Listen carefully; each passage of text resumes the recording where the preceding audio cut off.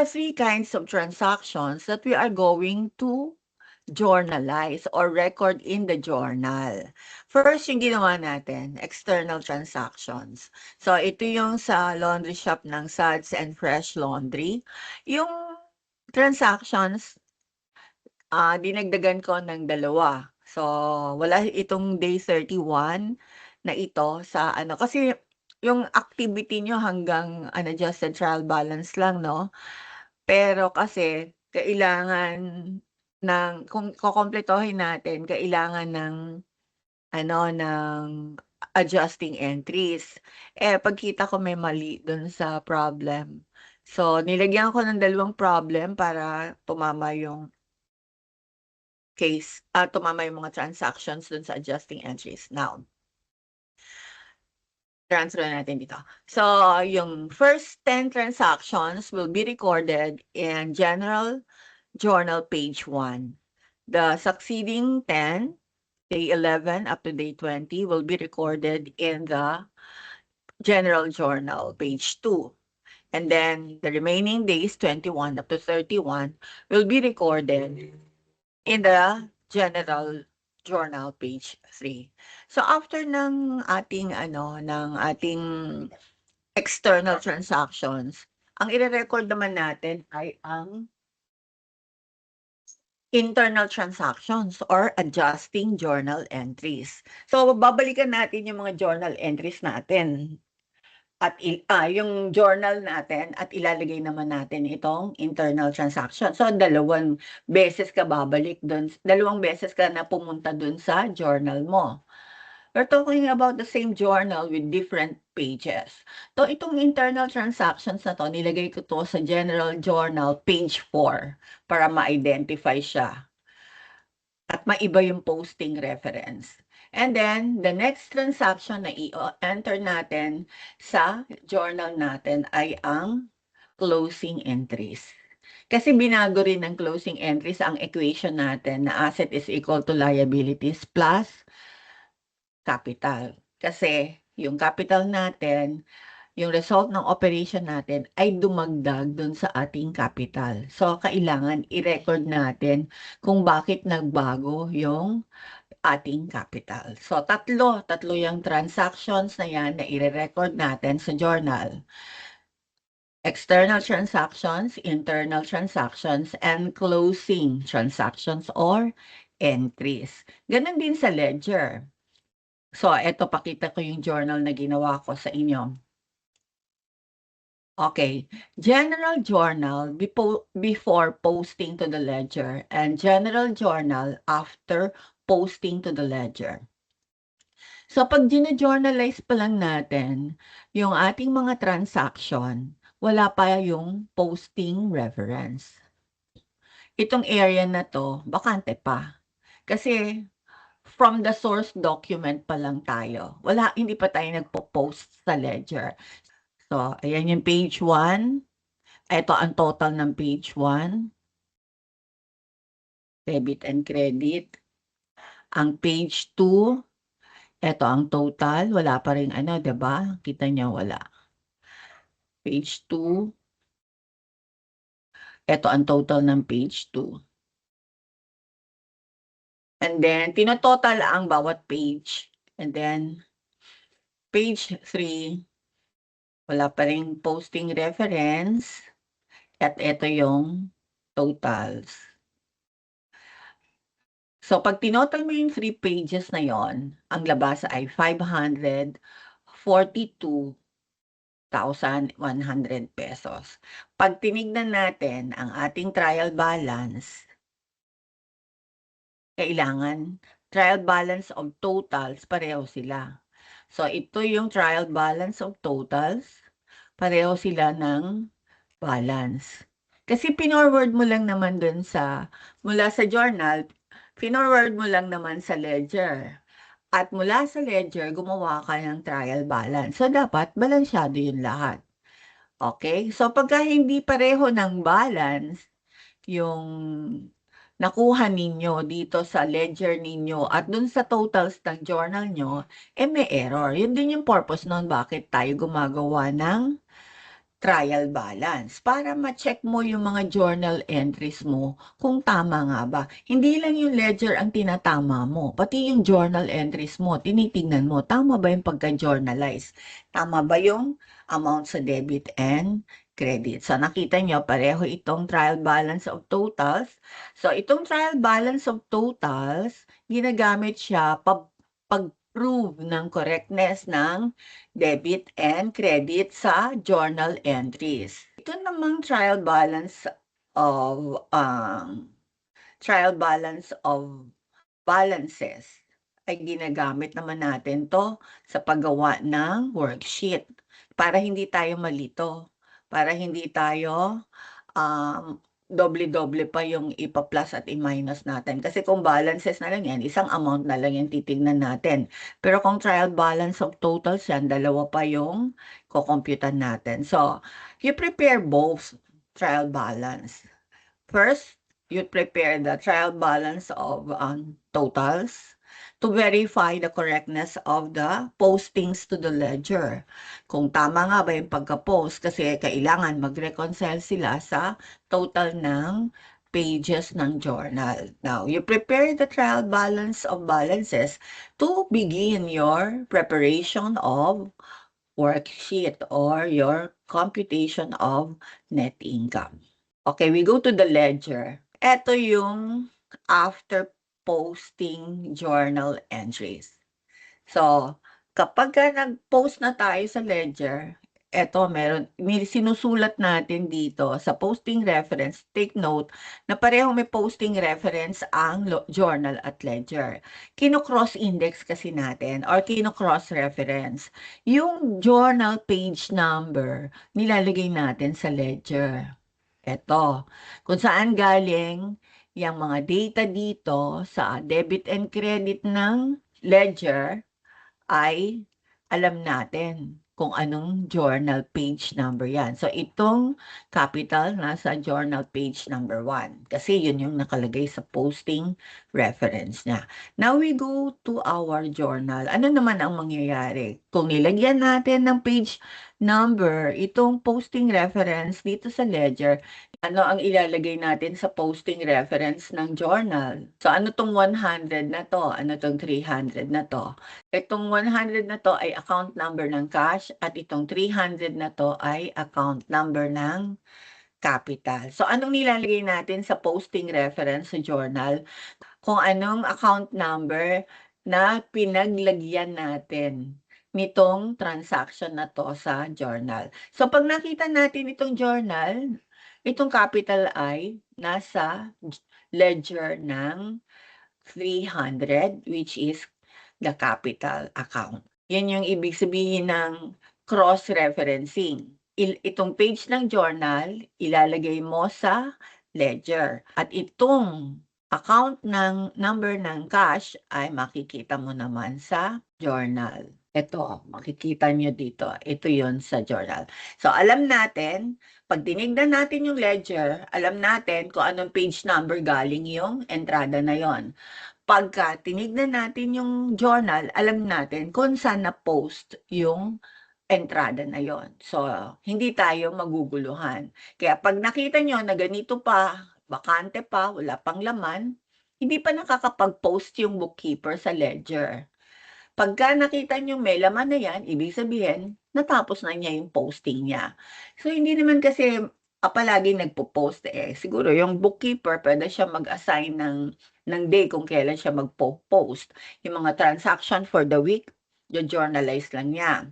Yung susunod na week niya, magpo-post siya sa ledger niya. So, pag tinignan niya, hindi pa ako nakakapag-post dito, wala pang posting reference eh. So, hindi magdo-double yung posting kasi meron kang cross-indexing. So, we go to the worksheet na, ito yung worksheet na na-prepare for Suds and Fresh. Makita nyo itong mga account na to. Merong account number dun sa ating chart of account. No? And then, the account titles. Then we have the unadjusted trial balance. Unadjusted trial balance of balances, ang sabi kong gamitin natin. Wala namang source document ang internal transactions eh. anong babasihan mo? You analyze the unadjusted trial balance. So, anong analysis natin diyan? Itong cash, walang adjustment diyan kasi walang source document, eh. Unless merong mga bank transactions na hindi natin na-record, pero hindi yun adjusting entry in essence kasi meron yung source document. Wala nga lang sa kamay natin at during the period, kundi at the end of the period na natin nakuha yung source document. So it is not an internal transaction. That is not an adjusting entry in its strictest term, but it is an updating journal entry. It is the same as the original entry.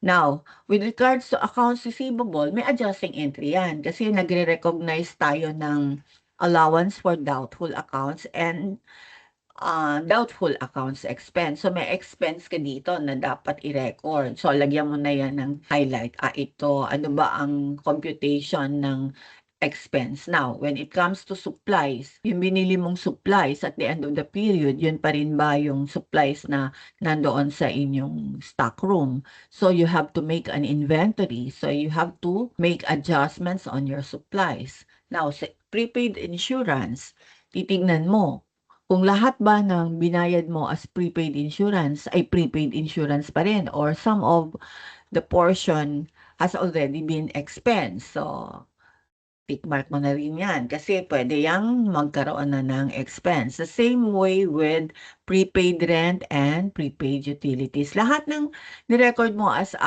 assets sa simula, which will eventually become or some portion of it will become expenses, then kailangan i-review mo yan, ang record niyan, kung magkano ang naging expense at magkano ang natitirang asset. With regards to equipment, subject yan sa depreciation expense. So, may adjusting entries din dyan. Now, accounts payable, there is no adjusting entry in accounts payable. Unearned service revenue. Unearned service revenue, sa simula, tinanggap mo siya as liability. Pero habang dumadaan ng panahon, pinagsiservisyohan mo rin yan. So, eventually, yung unearned revenue na yan ay magiging revenue. So, how much of the unearned service revenue became revenue at the end of the accounting period? So, kailangan ng adjusting entry dyan. Sa capital, wala namang adjustments. Sa drawing, walang adjustments. Itong service revenue, ano ang adjustment dyan? Service revenue. So, anong ano dyan? Anong pwedeng adjustment dyan? Kapartner niya yung unearned revenue, di ba? So, yan, pang-adjust din yan. Pero, in the meantime, wala tayong adjustment dyan. The same thing with expenses, kasi expenses na yan eh. So, ano lang ang ina-adjust natin? Itong mga assets sa simula, at the end ay magkakaroon ng expenses. Ano pa? Yung mga income na pinagtrabahuhan natin, pero wala pa tayong ini-issue na resibo, pero may karapatan na tayong tumanggap ng pera dahil napagpaguran natin. Or mga expenses na walang resibo, pero expenses na natin kasi nagamit natin eh. Katulad ng kuryente, hindi pa dumarating ang bill pero umandar na yung araw na ginagamit natin yon. At the end of the period, meron na tayong nagastos pero wala pang resibo. Under the principle of accrual accounting, kailangan i-record na natin yung expenses at income for the period kahit wala pang resibo, kahit wala pang cash na binabayaran o tinatanggap. Kasi nandun na yung karapatan at ang obligasyon.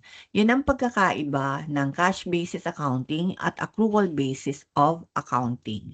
Sa cash basis of accounting, pag pumasok ang pera, income. Pag lumabas ang pera, expense. So at the end of the period, kung magkano natirang pera, yun ang income mo. Ma-minus mo lang yung capital mo. Ganun lang yan kasimple. Pero, ngayon, hindi na tinatanggap yung ganong system of recording because prevalent na yung tinatawag nating credit system. Marami ng utang-utang. Paano mo ngayon ire-recognize ang utang? The principle that has been adopted is the accrual basis of accounting, wherein kapag meron ng karapatan, ire-recognize mo na as income yan. Kapag meron ng obligasyon, ire-recognize mo na yan as expense kahit hindi pa binabayaran at wala pang source document. Kasi pag may source document na yan, original entry na yan. Hindi na yan adjusting entry. Tandaan nyo, ang adjusting entry walang source document. Wala kang babasihan. Kung hindi yung analysis mo na magkano na-consume, kunyari, yung kuryente, January 1 to 30, pero nagbibigay ang Meralco ng resibo, 15. So, magpe-prepare ka na ng financial statement mo, 30. Wala pang resibo yon kasi yung nagamit mo 16 to 30, sa susunod na 15 mo pa makukuha ang resibo. So, anong gagawin mo ngayon? I-debit mo na yung expense mo. Magkakaroon ka na ng tinatawag na accrued expense payable. Kaya pag nakakita kayo ng word na accrued at payable, ang ibig sabihin yan, adjusting entry yan. Nag-record ka na ng expense, wala pang resibo, wala pang payment, pero meron ng obligasyon. Okay? Ganon din yung revenue. Kunyari, nagtrabaho ka, hindi ka pa binabayaran, wala pa ring resibo, magkakaroon ka ng accrued service income. Anong ibig sabihin? Or accrued service revenue. Anong ibig sabihin? May karapatan ka ng tumanggap ng pera dun sa income, pero hindi pa binibigay sa'yo yung pera. So, i-record mo na yan sa period na to na revenue. Kasi kailangan natin ang adjusting entry to adhere to the matching of revenue and cost principle also. Anong ibig sabihin nun? Dalawa ang tinatamaan nating principle pag ni-record natin yung mga ganyang accruals. Una, yung going concern assumption at saka matching of cost principle. Anong ibig sabihin ng going concern assumption? Yung business na tinayo mo, pag sinimulan mo yan, hindi mo na alam ang hangganan. Pero, kailangan mo mag-prepare ng financial statement. Hindi mo alam ang hangganan, gagawan mo lang yan ng financial statement pagka, na bankrupt na o nagsara na, hindi pwedeng ganon. So, anong ginagawa natin sa mahabang buhay ng ating negosyo? Dinidivide natin ang life ng business into periods. So, meron tayong tinatawag na accounting period. Hinahati natin ang buhay ng ating negosyo into periods. At sa bawat period, isushoot natin doon lahat ng income at expenses na para sa period na yon. Hindi pwedeng ang expense at income ng isang period ay maiwan doon sa nakaraang period o mai-record sa susunod na period. Hindi pwede ang ganon. Kasi maglalabo-labo yan. Hindi mo na nakita ang tunay na resulta ng operation ng business mo kapag ganon yung records mo. Kaya, ang sabi? Lahat ng expenses at revenue for a period should be recorded in that particular period. Kaya tayo merong tinatawag na adjusting entry. Kasi may mga assets na pwedeng tumawid sa susunod na period. At meron tayong may mga tinanggap na pera ngayon na nakabilong sa nakaraang period. Ang target ng adjusting entry ay i-shoot nating lahat sa current period, lahat ng revenue at expenses para dito. So, itong prepaid insurance, prepaid rent, prepaid utilities, pwede siyang pumasok sa susunod na period. Pero magkano lang ba yung para sa period na to? At yun ang kailangan nating i-record as expense para sa period na to. Okay?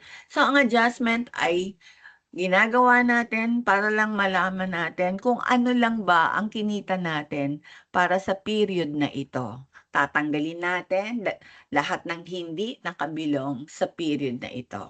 Okay? So, ang first adjusting entry dito ay yung rent expense. Ang sabi, expired rent is 20,000 from prepaid rent. So, originally, may naka-record tayong prepaid rent na 40. Expired na raw yung 20. So, anong gagawin natin? Ima-minus natin dito sa ledger na 'to ang 20. Pero hindi naman tayo puwedeng dumiretso sa ledger. Kailangan i-journalize muna natin. So, gagawa tayo ng journal entry to adjust the account. Hindi puwedeng nakita mo itong balance, dapat gano'n ang balance, diretso ka sa ledger. Babalik ka uli sa journal to make an adjustment. So, eto ngayon yung adjusting journal entry natin for the end of the month. Yung rent expense natin ay 20,000. Babawasan natin yung prepaid rent kasi nag-expire na yung 20,000. So, ayan, nilagay natin sa journal. Babalik na naman tayo sa ledger. Ipo-post natin yan sa ledger. So, itong ledger na to, wala pa tong adjusting journal entry. Ngayon, ito, meron ng adjusting journal entry. Sa ledger ito, after posting, adjusting journal entries. So, ito ang lalabasan ng ating prepaid rent. So, meron tayong original entry na 40,000. Nagkaroon tayo ng adjusting journal entry na 20,000. So, meron tayong balance na 20. So, paano natin makukuha tong balance na 20? Hindi naman tayo diyan magka-calculate, no? Hindi naman natin dudumihan ng todo yung ating ledger. So, nakita nyo tong ledger na 'to, meron siyang dalawang balance na 40,000. Ito yung malaking amount. Ang gagawin natin, kung ano yung malaki sa debit and credit, yun ang ibababa nating amount. Yun ang magiging balancing figure. So, in this case, ang balancing figure natin is 40,000. Lalagay natin sa magkabilang panig yan. Debit and credit, lalagyan natin ng amount. Now, dun sa maliit na balance, which is 20, dun natin ilalagay yung difference. So, 40 minus 20, we have 20,000. So, ito ang tinatawag na balance CF or balance carried forward. Anong ibig sabihin? Dito sa susunod na period, ilalagay natin siya. Dito sa sa computation natin, nasa maling ano pa siya kasi naka-credit Naka-credit ba ang prepaid rent? Hindi naman, 'di ba? Kaya nga balance to be carried forward, ilalagay natin siya sa tamang posisyon pagka simula na ng next accounting period. So, malalagay na rin naman siya sa tamang lugar pagdating ng next accounting period. Sa beginning ng accounting period. Pero anong tawag na sa kanya? Hindi na balance carried forward, kundi balance brought forward. So, yan ang balance brought forward natin sa prepaid rent. O, tama na siya, nasa debit na siya. Pero during computation, ganon ang proseso. Kung ano yung malaking amount, ibaba nyo na. Kasi yan na yung pambalansi nyo. Kung alin yung maliit na amount, ilagay nyo doon yung difference. Yung difference na yan will be called balance carried forward. Pag kinary forward nyo na yan, ilalagay nyo naman siya doon sa opposite na posisyon. Kung naka-credit siya, pag na-brought forward mo na siya, dapat nasa debit siya. Kung nasa debit siya, pag binring forward mo na siya, dapat nasa credit na siya. Ganun ang paggawa niyan. Medyo nakakalito, pero pag tinignan nyo naman, ang gandang tignan. 'Di ba? Na-close mo na tong end of the period na 'to. Na-close mo na, ibig sabihin wala ka ng transaction na susunod diyan kasi na-double rule mo na 'yan, eh. Anong mapapansin niyo dito sa aking ginawa? Naka-double rule na sila lahat, Naibaba na yung malaki, pareho. Binaba yung malaki, eto nakababa din yung malaki. Yung difference, balance carried forward. Ito sa prepaid insurance. Ito sa supplies, may total 25,300. May credit 6,000. So, ibababa natin? Yung malaki. Yung malaki palagi ang ibababa natin para ma-compute natin yung difference. So, that is how you present your ledger. Huwag kang maglalagay ng number dito sa particulars. Basta number nakalagay sa date, sa debit at credit. Basta dito yung totals hindi mo siya isasagad dito hindi mo siya ilalagay sa kunyari nandito yung totals mo, hindi mo pwede ilagay sa tapat ng date. Dito lang siya sa tapat ng particulars. Accounting kasi is an information system nagkukuwento ka. Ito ang isang source document na pinrases ko sa journal, pinrases ko sa ledger, naging trial balance, nagka-compute ako ng income at ito ang financial statement. Yun ang kwento mo bilang bookkeeper. Pero hindi mo sasabihin yon. Ipapaliwanag yon ng inyong journal book. Ipapaliwanag yon ng ledger book ninyo at ng financial statement ninyo. Kung napakaganda ng kwento na makikita sa journal, makikita sa ledger at sa financial statement, there should be no findings. Walang assessment ang BIR sa'yo. Kasi ang ganda mong naikwento, hindi ka natatanungin. So makita niyo pag dito sa ledger natin, meron tayong adjusting journal entries. Mapansin niyo, ito yung cash. Wala siyang wala siyang adjusting journal entries, 'di ba? Oh, ipo-forward mo na kagad yung ano niya. Anong tawag doon sa mga walang adjusting journal entries? Hindi sila nahahati. Ito wala. Allowance for doubtful accounts. Isang adjusting journal entry lang siya at the end. So, supplies, meron kang adjusting entries. Yung portion ng expense ng supplies, that is nominal or temporary account that belongs only to the current period. Pero yung asset portion nitong supplies, it can be carried forward, di ba? Dalawa. O, ito meron siyang balance, pero meron din siyang adjustments. So, anong ibig sabihin? Itong portion na to papasok to as nominal account. It belongs to the current period. At itong 19,300 will be carried over. This is a permanent account because it is an asset account. Anong ibig sabihin? Pag sinabi nating nominal account or temporary account, ito yung account that belongs only to the current period. And these accounts are the revenue, expenses, and drawings. Yung revenue mo, kinukuha mo ang net revenue mo by subtracting expenses. Yung difference nun ay kino-close mo sa capital. Inilalagay mo sa capital. Ngayon, yung drawing mo, para lang yan sa current period, imina-minus mo rin sa iyong capital. So, lahat ng ilalagay natin sa capital, ima-minus natin sa capital, nakabilong lang yon sa current period. So, nominal accounts are not carried forward to the next accounting period because they only belong to a particular period. Nominal accounts are also called temporary accounts. Now, real accounts or permanent accounts are accounts which are carried forward to the next accounting period. Kung i-analyze natin, no, let's recall our basic accounting equation. Asset is equal to liabilities plus capital. Diba? Yan yung lahat ng accounts dyan ay permanent. Lahat ng assets, lahat ng liabilities, lahat ng capital ay permanent. Wala pa tayong operation dyan. Nag-operate ngayon tayo. So, asset is equal to liabilities plus capital pa rin. Where capital is equal to beginning capital plus additional capital plus revenue minus expenses minus drawings. 'Di ba? Yan yung ating expanded formula ng ating basic accounting equation. Itong asset is equal to liabilities, hindi gumagalaw yan. Walang operation yan. Pero pagka nagkaroon na tayo ng expansion, ibig sabihin yan, meron ng operation.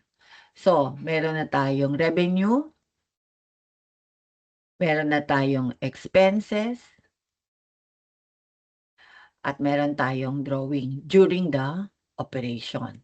At the end of operation, ibabalik uli natin yan sa normal equation.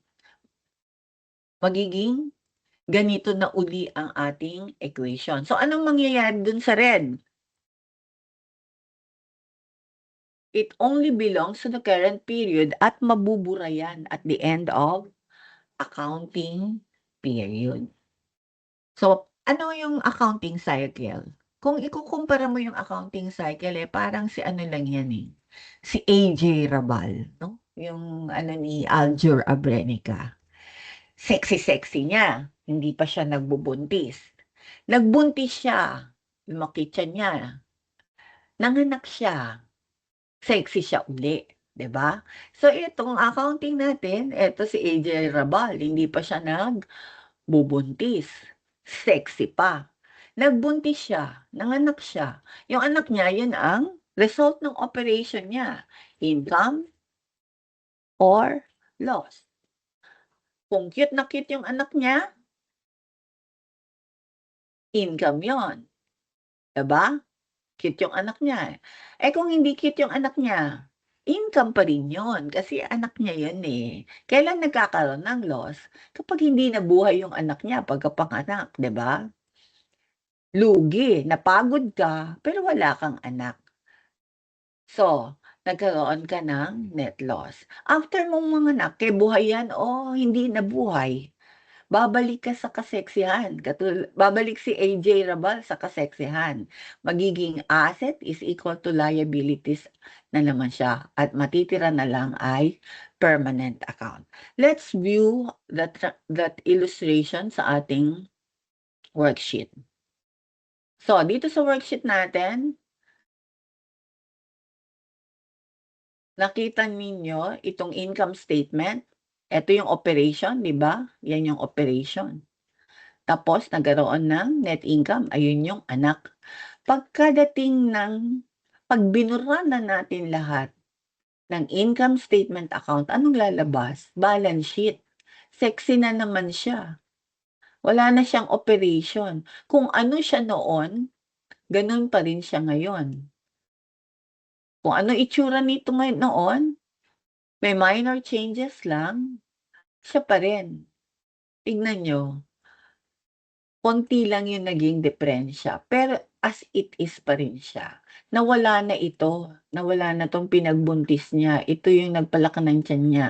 Wala na ito dito, pagdating sa balance sheet, 'pag nakompyutan na ng net income.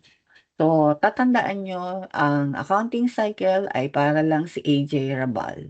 Sexy ulit pagkapanganak, okey? Ang hirap ituro ng ng accounting kasi matrabaho, paano mo ipapakita sa mga bata using the blackboard na ganito yon. Ito nga, itong pinapakita ko sa inyo, hindi pa 'to yung actual, dapat libro talaga na na binibili at tinatatakan ng binibili ng taxpayer at tinatatakan ng BIR. So, itong ginamit natin Excel, hindi naman 'to acceptable, acceptable record ng BIR, pero nagre-register din yata ang BIR ng mga Excel system. Meron mga ngayon, yung mga Xero, QuickBooks, yun yung mga system na tinatanggap ng BIR. Doon pwede diretso na yun, ilalagay niyo lang yung yung data. Tapos paglabas nun, financial statement na yon. Wala na yung mga posting to the ledger na yan. Kaya lang, marami pa rin nire-require na gumamit ng manual bookkeeping kung wala ng mga OS na gano'n, mga accounting systems na gano'n. So, lalo na sa Pilipinas at saka sa mga maliliit na business, ang ginagamit talaga ay libro. Bumibili sa National Bookstore ng General Journal, General Ledger, at saka yung Cash Receipts Journal and Cash Disbursement Journal. Yan ang nire-require ng BIR, yung 4 na libro na yon. Ang hirap ipakita sa sa face-to-face kung gagamitan mo ng blackboard at dito sa atin sa Excel, ililipat nyo na lang yan sa libro. Presentation ko sa inyo Excel kasi hindi ko naman magamit ng personal yung libro, pero yung mga data na yan, ganyan nyo ipe-present sa libro. Okay? Columnar book ang tawag doon. We will go one by one dito sa ating financial statement. So, ito yung worksheet natin. Ito yung mga income items natin. Kaya itong worksheet na 'to ay nagfa-facilitate lang ng pagre-record natin sa journal at sa paggawa ng financial statement. Kasi tignan niyo, etong adjustments na 'to hindi mo naman puwedeng idiretso sa journal, eh. Puwede mo ring puwede kang hindi gumamit ng ano, ng worksheet, gumamit ka lang ng scratch. Iti-account mo isa-isa 'yan, magkano yung accounts receivable, magkano yung supply, gawan mo ng T-account isa-isa, puwede 'yun. Kumuha ka ng scratch, gumawa ka ng maraming T-accounts para ma-compute mo magkano yung ending balance ng ano, ng accounts receivable mo. Pero kapag may worksheet ka na, kita mo na kaagad, eh. Oh, andito ike-credit mo itong supplies ng, 6,000, ike-credit mo 'tong insurance ng ano. Pagdating mo sa journal entry, pipick upin mo na lang, isusulat mo na lang from the worksheet, ita-transfer mo na lang sa journal. And from the journal, ita-transfer mo sa ledger. So, magkakaroon ka na ng adjusted trial balance. Kapag yung adjustments na ilagay mo na sa journal at sa ledger, magkakaroon ka ng adjusted trial balance. So, dapat pareho ng total na naman yung adjusted trial balance mo dun sa mga journal totals mo using the trial balance of totals. So, paggawa mo ng financial statement, madali na rin kasi makikita mo na dito sa worksheet, eh, eto yung ano mo, revenue mo, eto yung mga expenses mo, eto yung net income mo. Isusulat mo na lang sa malinis na papel. Ganun din 'tong balance sheet na 'to. Oh, eto na yung mga data mo for the balance sheet account mo. Balansyado na 'yan. So, ano na lang ang gagawin mo sa balance sheet mo, i-a-adjust mo na lang yung capital mo. Tatanggalin mo lahat ng drawings at ilalagay mo yung net income. O, 'di ba madali nang gumawa ng financial statement, eto na yung mga assets mo, eto na yung mga liabilities mo.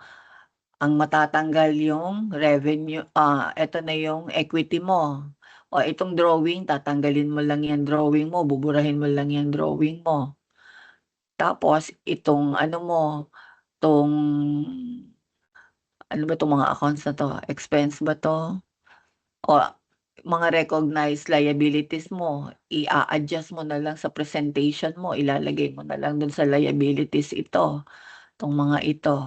So, nagpapadali talaga ang worksheet sa pagpe-prepare ng financial statement. Hindi lang sa pag-prepare ng financial statement, kundi sa journalizing and posting to the ledger ng mga adjusting journal entries, and even in the preparation of closing entries.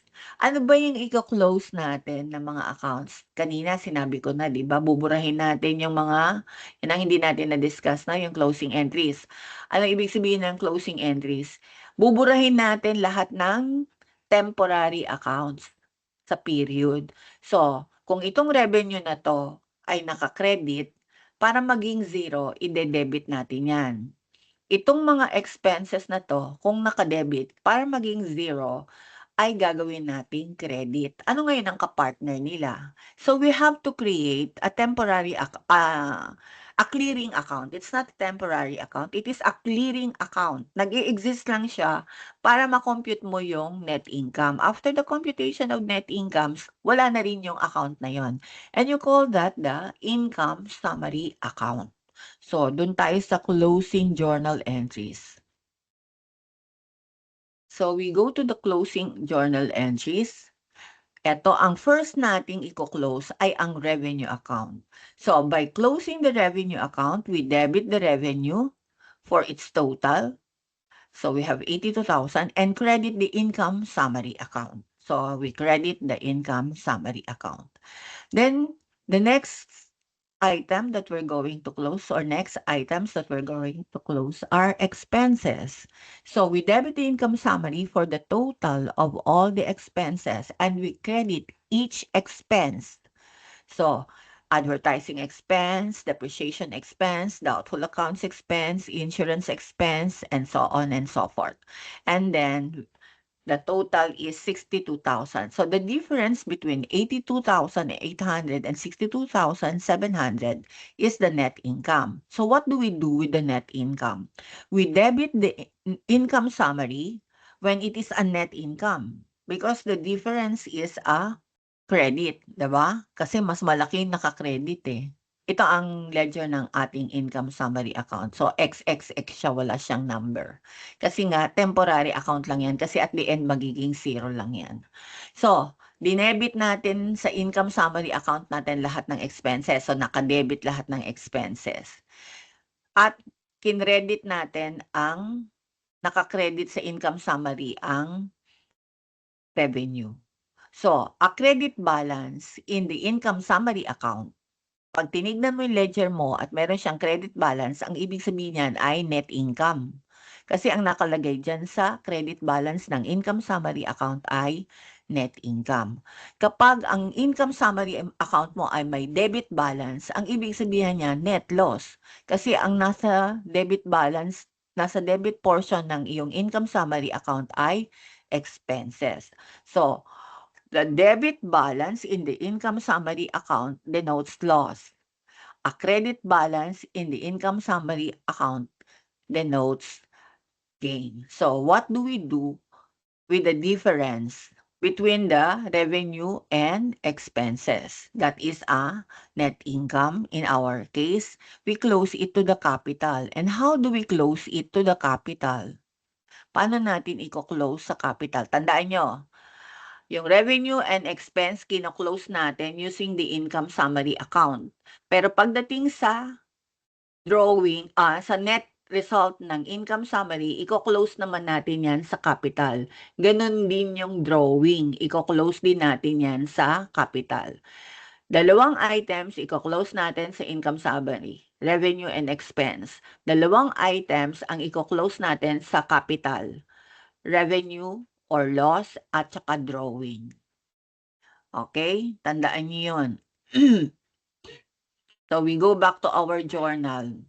Ito na yung ating journal entry. To close the result of the operation to the capital, you debit the income summary for the income and you credit the capital for the income. Diba? Anong sabi natin? Pag kinredit mo yung capital, nag-i-increase. Pag dinebit mo, nagdi-decrease. So, sa ating problem dito sa Suds and Fresh, meron siyang net income.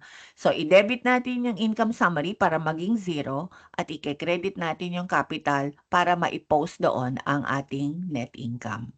So, ang last na closing entry will be the drawing. It is considered as a temporary account. It belongs only to a particular period and is not carried forward to the next accounting period. So, we debit the capital because kabawasan sa capital ang drawing and we credit the drawing to make it 0.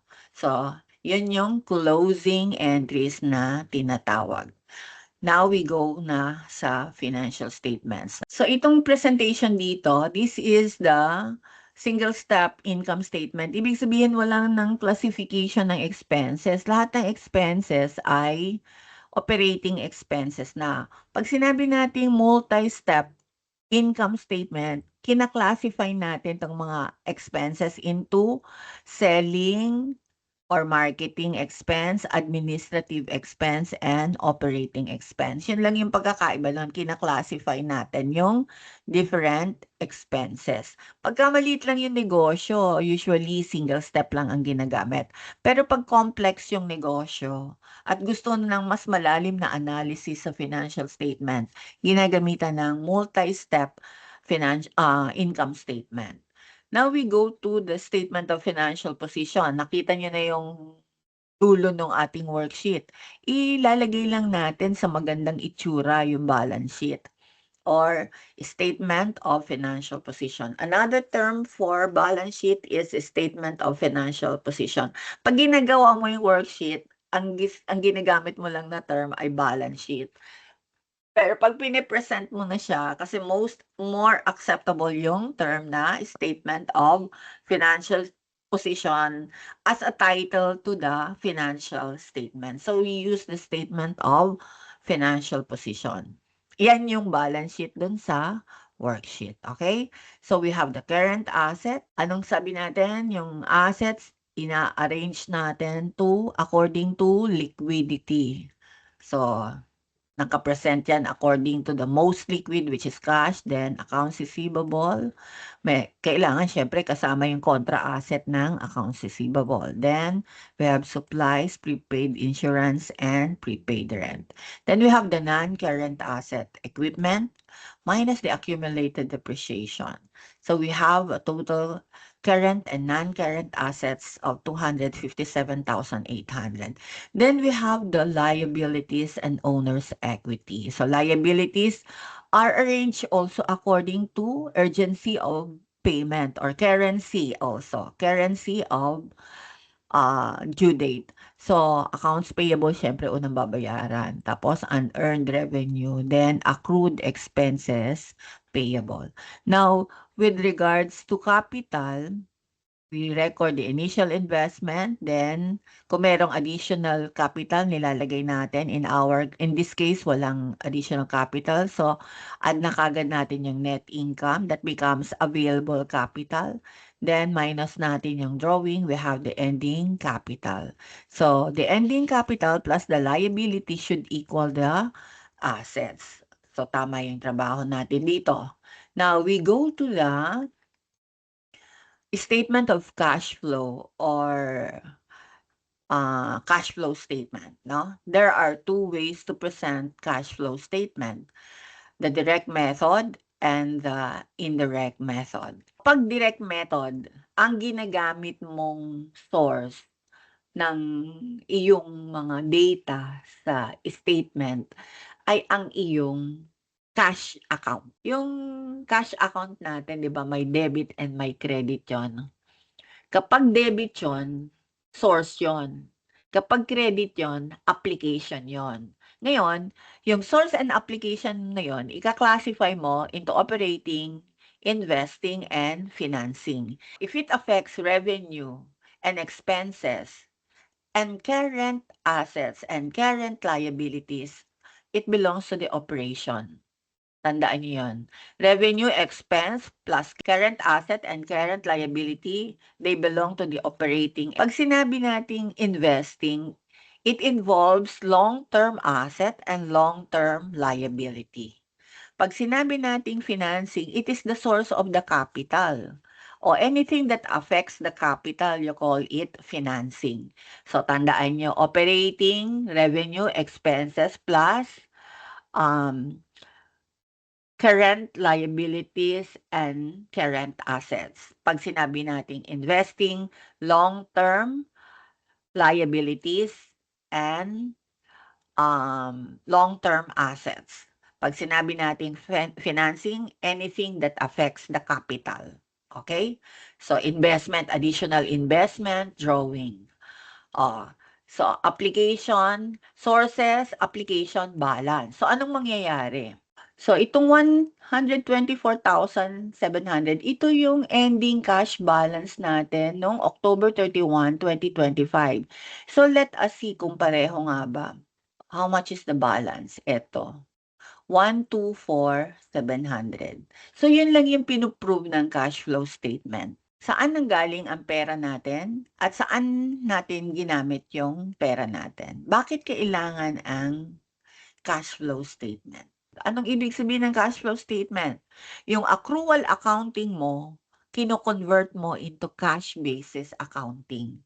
'Di ba? Sabi natin sa cash basis accounting, pag lumabas ang pera, gastos. Pag pumasok ang pera, income. So kung cash basis accounting tayo, ang net income natin ay magkano? 124,700. Yun yung cash natin. Pero 190,000 diyan ay pera natin, capital. So, magkano lang talaga kinita natin kung cash basis accounting? 15,300. Kung cash basis accounting tayo, ang net income lang natin ay 15,300. Pero kung accrual basis tayo, ang net income natin ay 24,000, magkano 'yun, 20,100. So, may difference 'no? 'Pag cash basis ka, maliit lang yung income mo. 'Pag accrual basis ka, malaki yung income mo. Kasi yung karapatan na kumita, nandun na, naka-record na. So, yung difference between your cash basis accounting income and your accrual accounting income, that pertains to the rights and obligations. Hindi siya actual cash income.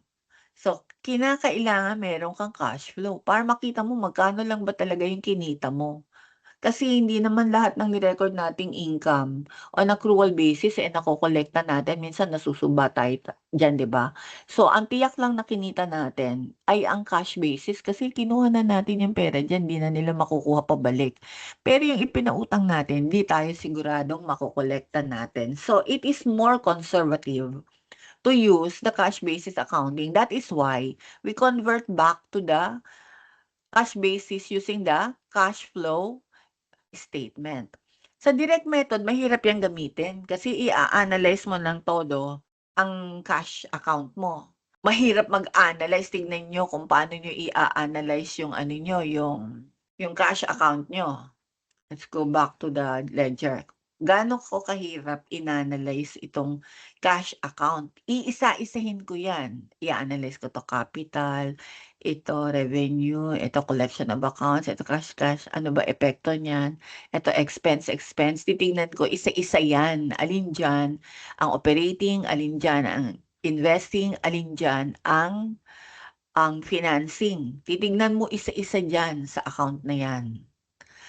Para ka mag-classify. That is the direct method. Sinabi mong indirect method, ang simula mo ay net income from operation.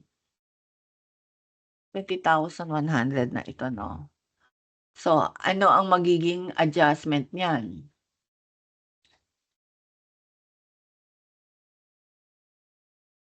Anong mangyayari? Eto ginawan ko ng ano, puwede naman, kahit na walang, comparison, Pero i-a-analyze mo pa rin yung bawat account. So, nagkaroon ka ng doubtful accounts expense, nag-increase. Kung ano yung increase ng nagkaroon ka ng depreciation expense, ito yung mga expenses na walang cash. Accrued expenses payable, mga walang cash, ima-minus mo yan. Ay, i-a-add back mo rather pala. Kasi nagsimula ka sa net income at itong net income na nakuha mo ay may kasamang accrual. Anong ibig sabihin? Walang cash na involved. Ang hinahanap mo ay yung cash net income mo. Kailangan mag-arrive ka sa cash net income mo. So, ano ang dapat mong gawin? Lahat ng mga expenses na walang involved na cash, you add that back to your net income. At um, lahat ng mga collection mo of the previous account na hindi dapat nakabilong sa account na 'to, ima-minus mo. So, medyo mahirap itong indirect method kapagka wala ka pang comparison kasi ang ginagamit dito ay increase, decrease. Pero I was trying to come up with, walang comparison. So, lahat lang ng mga expenses na wala naman talagang perang lumabas, i-a-add mo. And I came up with the same answer na magkano yung ending cash balance niya is 27,124,700 din.